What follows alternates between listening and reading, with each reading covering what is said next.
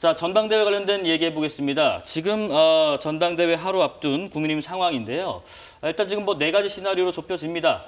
과반 득표로 내일 결론이 나는 경우가 있고, 또 결선 투표에 탄핵에 반대하는 후보가 올라가는 경우가 있고, 또 탄핵에 찬성하는 후보가 올라가는 경우도 있고, 마지막은 뭐 탄핵 찬성 측과 탄핵 반대 측에서 각각 한 명씩 올라간 경우도 있는데, 지금 만약에 예상되는 시나리오 중에서 김문수 후보와 장동혁 후보, 그리고 이른바 반탄 결선이 이뤄진다면 한동훈계와 중도파 표심이 영향을 미치지 않을까 하는 관측도 있는데, 오신환 의원님 어떻게 예상하시는지요?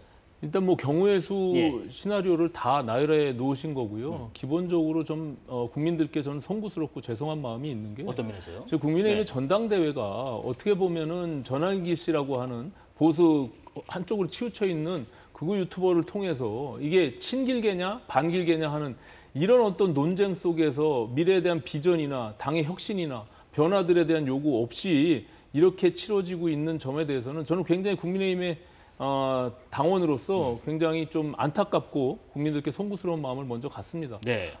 그런 점에서 보면 저는 바라건대 지금 굉장히 어려운 상황이긴 하지만 소위 미래를 얘기하고 있는 과거에서 좀 떠나서 윤호개인이 아니라 국민들의 신뢰를 다시 회복할 수 있는 쪽으로 가자고 주장하는 그런 후보가 결선 투표에 좀 올라가서 새로운 지도 체제가 좀 만들어졌으면 좋겠다라는 생각을 갖고 있는데 그게 쉽지는 않는 그런 구조적인 문제를 갖고 있습니다. 우리 당이 그렇게 오른쪽으로 자꾸 극우화되는 과정에서 당원 당규를 여러 번 바꿔왔어요. 그렇기 때문에 이것이 국민들의 민심을 담아내기가 구조적으로 참 어렵게 돼 있습니다. 그래서 결과적으로 민심과 당심이 이렇게 괴리되는 과정에 특히 TK 중심의 정당에서 오히려 수도권의 민심을 계속 잃어가는 그런 과정들을 반복해 오다 보니까 지금과 같이 망가져 있는 상태가 돼버린 것이거든요. 그래서 저는 그런 안타까운 마음에서 제가 바라건대 어쨌든 결선 투표로 가서 소위 여기서 프레임을 씌우고 있는 그 찬탄과 반탄에 대한 후보들이 좀 결선에 올라갔으면 좋겠다 이런 생각을 갖습니다. 지금 오늘 정치 구단으로 불리는 민주당의 박지원 의원이 그런 얘기를 하더라고요. 만약에 김문수 후보가 당대표가 되면은 국민의힘은 분당될 것이다. 어떻게 생각하시나요? 옛날 같았으면 분당을 할 수도 있었겠죠. 뭐 과거로 되돌아가면 바른미래당도 있었고 아니면 개혁신당이라는 당도 있었기 때문에 보수가 분파를 하면서 다당제로서의 각자의 신념에 맞게 정치를 했었는데 성공한 모델이 없지 않습니까? 그렇기 때문에 지금의 국민의힘에서 분당이 될 거라고 예측하는 거는 만약에 분당이 된다면 진작에 됐을 것이다. 이런 비상계엄과 탄핵 이후에 여러 반탄, 찬타파로 나눠지는 이 과정에서 분당을 안 하고 국민의힘이라는 당 내에서 여전히 버티면서 복작복작하게 싸우고 있는 이유는 여러 가지 이유가 있을 텐데요. 결국에는 당을 운영하는 데 있어서의 그런 재원이나 당 지지자들에 대한 부분 그리고 당을 분파하고 나갔을 때 밖에 나가면 춥더라. 여러 가지 안 좋은 경험들이 결국에는 지금 상황을 어지럽히고 있는 거라고 보이고요. 저는 국민의힘의 전당대회를 보면서 참 안타깝다는 생각을 하긴 하는데 지금의 그런 정권이 바뀌고 비상계엄을 초래한 당으로서 어떻게 보면 국민한테 쇄신할 수 있는 좋은 기회라고 보고 있거든요.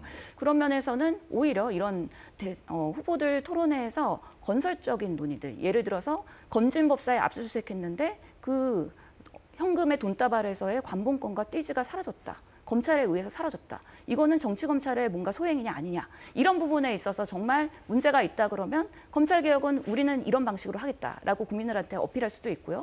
김건희 씨의 그런 도이치모터스 주가 조작의 그런 무혐의, 황제조사, 그런 검찰의 모습들 이런 것들 보면 지금 결국에는 민주당에서 검찰개혁으로 9월 달을 이제 국회 시간을 만들 텐데 우리는 어떤 현명한 방법으로 이 대안을 마련하겠다. 검찰개혁을 국민의힘의 표에서는 어떤 방식으로 하겠다. 이런 부분들이 어필이 된다 그러면 국민의힘이 이제는 야당이 되었지만 유능한 당이구나. 그리고 문제의식을 가지고서는 대안을 내는 정당이구나. 이런 부분들이 보일 텐데요.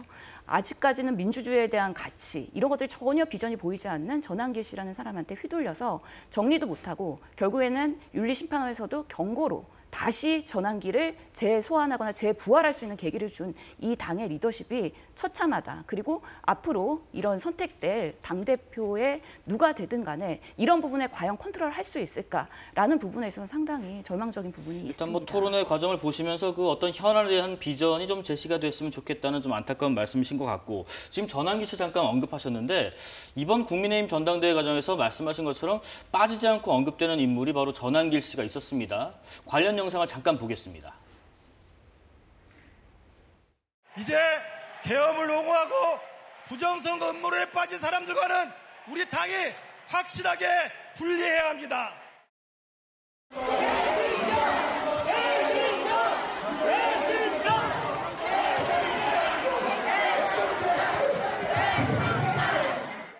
김문수 후보가 12%, 장동희 후보가 84% 나왔습니다. 이것은 전환길 개인의 의견이 아니라 전환길 뉴스 시청자들 4만 5천 명. 책임 나오니 국민의힘 당대표, 최고위원, 청년이 뽑듯이, 그래서 책임 나오니 주인이 듯이 전환길 뉴스도 현재 50만 명 가까운 구독자분들, 시청하시는 분들이 주인입니다.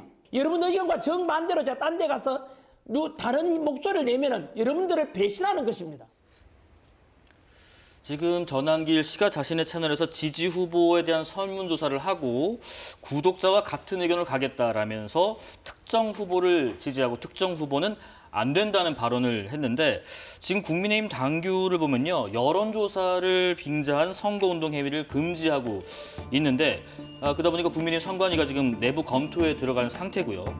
하지만 앞서서 전당대회 방해 이런 행위와 관련해서는 경고 조치에 그쳤는데, 이번에는 어떨지, 또 전환길 씨의 저런 발언들 어떤 영향을 미칠지 궁금합니다. 뭐 선관위가 결정을 내릴 수 있는 문제는 아닌 것 같고요. 네. 또다시 뭐 그럼 윤리위원회에 회부를 하거나 그래야 되는데 지금 뭐 투표가 오늘로써 이제 끝나게 됩니다. 그렇습니다. 예, 그러니까는 뭐 이미 물리적 시간으로 그것을 뭐 제재하거나 한다고 해서 실효적 효과를 얻기는 어려울 것 같고요. 저는 뭐 안타까운 게 네. 지금 뭐 전 한국사 강사 이렇게 표기가 돼 있는데 이미 유튜버로서의 본인의 인생을 이제 살아가는 것 같아요. 네. 그런데 느닷없이 전환길이라는 사람이 우리 전당대회의 한 중심에 서게 된 그 과정에서 저는 우리 당의 지도부가 그것을 제대로 과감하게 걸러내지 못한 부분들에 대해서 아쉬움이 큽니다.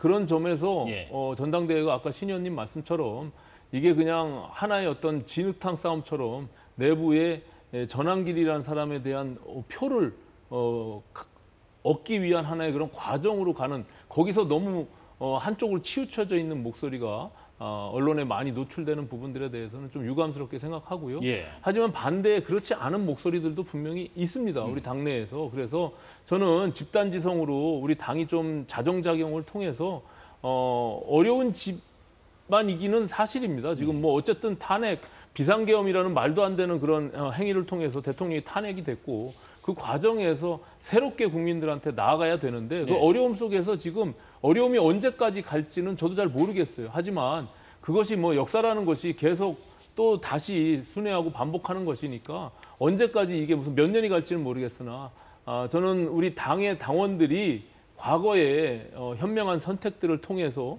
어려운 길을 다시 극복했던 그런 역사가 있기 때문에 저는 그런 어떤 자정의 작용들을 통해서 뭔가 이번에 당 지도부가 아니어도 저는 그 길로 갈 수밖에 없다. 정당이 존재하는 이유는 국민의 신뢰를 회복하고 지지를 받지 않으면 또 미래 세대에게 외면받는 정당이 어떻게 존재할 수 있겠습니까? 그렇습니다. 예, 그래서 저는 그런 과정으로 가리라 이렇게 생각을 합니다. 지금 신 의원님, 이 내용 한번 좀 여쭤볼게요. 지금 국민의힘의 공식 동영상 채널의 구독자 수가 오늘 오후 기준으로 48만 4천 명.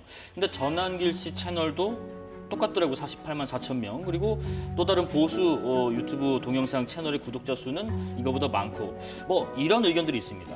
워낙에 그 채널 영향력이 좀 크다 보니까 이게 좀 무시할 수 없고 끌려갈 수밖에 없지 않느냐, 이런 얘기에 대해서는 어떻게 생각하세요? 그럴 수밖에 없는 예. 우리의 정치사에 지금 현실이 분명히 존재하는 것이죠. 전환길 씨는 결국에는 구독자 수 올리고 좋아요 올리고 라이브 방송하면서 슈퍼챗 받고 이걸로 돈 장사하는 분입니다. 그렇기 때문에 대한민국의 정치가 어떻게 가야 될지, 국민들이 어떻게 민주주의를 지켜야 될지 그런 고민보다는 내가 어떤 발언을 했을 때 이 돈이 더 많이 벌릴 것이냐, 근데 전한결 씨의 이 구독자 48만은 대부분이 극우 성향의 사람들이 아니겠습니까? 그분들이 듣고 싶어하는 말, 그분들이 원하는 바를 얘기해야 되기 때문에 그래서 장동혁 지지에 대한 또 다시 선회가 된 것이죠.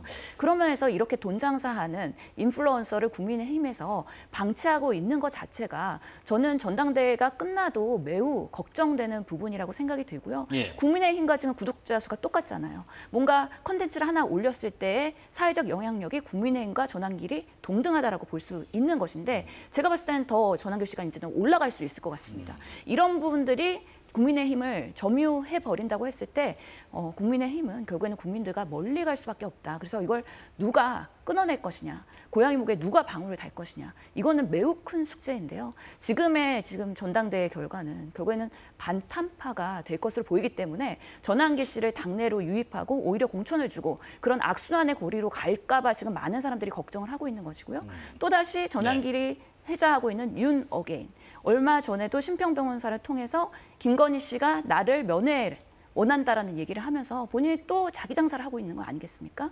이런 방식으로의 비상계엄과 탄핵을 계속해서 그 책임을 국민의힘에서 떠나보내지 못하는 지금의 딜레마를 어떻게 해결할 것이냐. 그것이 국민의힘의 앞으로의 정말 위헌정당 해상이 안 되는 명운을 걸고서는 이거는 진지하게 고민해야 되는 정말 올바른 사람들이 모여서 이거는 꼭 해결해야 되는 부분이다. 그런데 오 의원님 그런 얘기했습니다. 지금 유튜버들의 영향력이 지금 보수에서만 거론되는 건 아니거든요. 그러다 보니까 예를 들면 진보 진영에서는 뭐 김어준 씨 유튜브 같은 선상에서 거론이 되기도 하는데 그럼 그게 과연 진짜 민심일지 아까 그 국민의힘과 전한길 씨의 유튜브 채널 구독자 수가 같다 보니까 영향력에 있어서 어떤 영향력이 상당히 비슷하게 미칠 것이다 하셨는데 꼭 그렇게 재단할 수 있는 것인지 이런 부분이 좀 바람직한 방향인지 좀 조심스럽긴 하거든요. 저는 뭐 그 구독자 수로 단순 비교하거나 극단적인 프레이밍 하는 것은 저는 옳지 않고요. 네.